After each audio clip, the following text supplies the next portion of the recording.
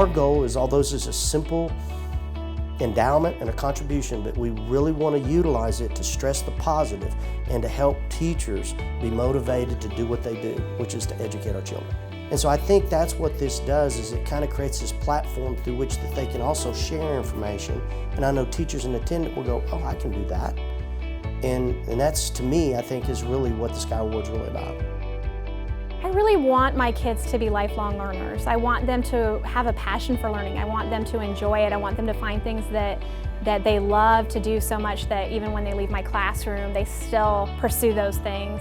And that they see that they're a part of the world around them, that the things that they're doing matter, that they have significance, what they're creating, what the problems that they're solving, that those connect to the larger world around them, that those have an impact. The things that they can do blow my mind, and they've taught me. I didn't know how to, when I first started teaching third grade, I did not know how to use iMovie. I had no idea. I saw that it was on our iPad. I had a student who wrote a script that wanted to produce a play, and she said, well, what about iMovie? She didn't know how to do it, I didn't know how to do it, but we learned together, and I think that's the best part, is the learning together. They've taught me as much as I've taught them. Awesome! And I think any teacher would say that. It's absolutely true. A big part of it is collaboration. I have a team that is willing to, when we bring crazy ideas to the table, they're like, okay, let's try it, like rock your school. Okay, we connect with other teachers around the world and around the country, and we see what they're doing, and we're like, hey, why don't we do this with our kids? So collaboration is probably the biggest key to that, and having people that support us and get behind us with that. My student role in my classroom is basically they own their learning. They own their learning. I am just here as somebody that helped them to realize that. But really, they are the voice of the class. This is like a playground to them. I have kids that they've gone to college, they come back here. Like the syringe you saw, one of the high school students came and said, I need to share this with the class. So he came back and just designed the stuff. They had creative ways of doing stuff that I said, how did you do that?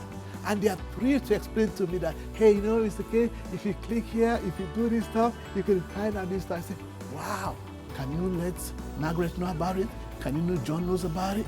So it goes around the class. So by the end of the day, everybody else knows what we are doing here. That's all I have to say. STEM education rules.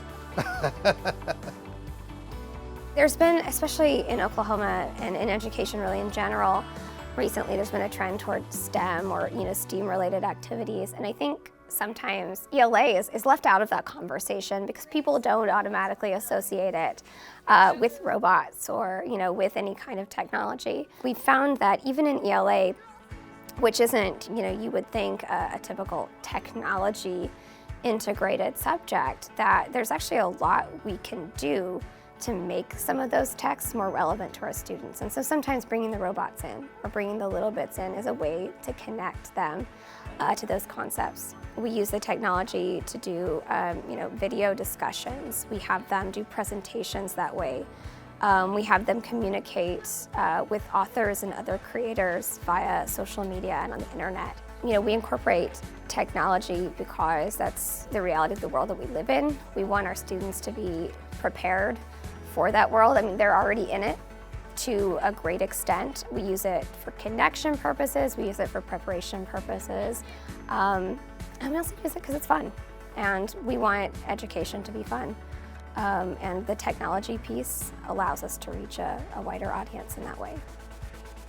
Our students are the driving force in our classroom. We're paying attention, we're attuned to what they are thinking and doing, and that drives our instruction, that drives our approach. Raise your hand, Destiny. When they come in interested about something, Dana Dolphin. we capitalize on that. When they come in curious about something, we capitalize on that. We approach it not as technology, that we're going to set out to use technology, but we want to create these hands-on experiences that can be more elaborate, they can be more exciting. I think whenever we approach all of this, the heart of it is to foster that curiosity and foster that desire to learn more and ability, that learning in community and learning how to approach learning is so important with these little people. And so whenever we are using our Google Home Minis, it's not just because it's neat or it makes animal sounds or games, but because we're teaching them to be curious and how to frame that curiosity. And that seems like that is the starting point for all of us, just this idea that our students want to learn and we want to facilitate that with whatever means we have. His ultimate goal was to make students successful, and he would do whatever it took to get them there. Anybody that you would speak with, whether students, teachers, parents, administrators, they all described him as a hands-on teacher, always wanting to engage his students, finding ways to engage them, and for different students that can look different. But he felt that it is important in order for students to learn, they should be engaged, fully engaged. His ultimate goal was to make students successful, and he would do whatever it took to get them there. He's helping the students become leaders by having them go out into the community and talking with businesses and explaining to them what they're trying to do, what their goals are, and having them involved in that process, which makes a huge difference in the lives of those students. Not only are they learning really important stuff about STEM, but they are also taking on a leadership role, and that's helping them develop character as well. I want to love the students in my classroom like I love my own children. I want my own children to be loved by their teachers like they feel love at home. And so that is first and foremost what leads my philosophy and how I try to walk in the room every day. You have to teach the whole child now. You can't just teach them reading, writing, and arithmetic. And that's why if they don't feel loved and safe, you could stand up there and beat those standards into them and it would never make a difference. They have technology of all kinds at their fingertips all day. Nice job. So we have to embrace that, but also try to find a balance with making sure that we use technology authentically so that we can also teach them skills and standards. And they don't even realize that they're learning whenever they're using technology like we try to implement it in our classrooms now. There's a lot of modeling, and the activities that we do on iPads and on different tech devices are really formative assessments. I mean, it really lets us know if they're picking up the lessons that we're teaching them without them really feeling like they're being assessed.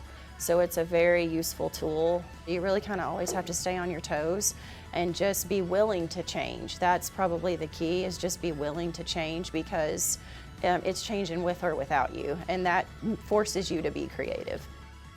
How did it feel to be recognized with that award? Well, it was great until this camera came in my room. I don't know if you can put that on there or not.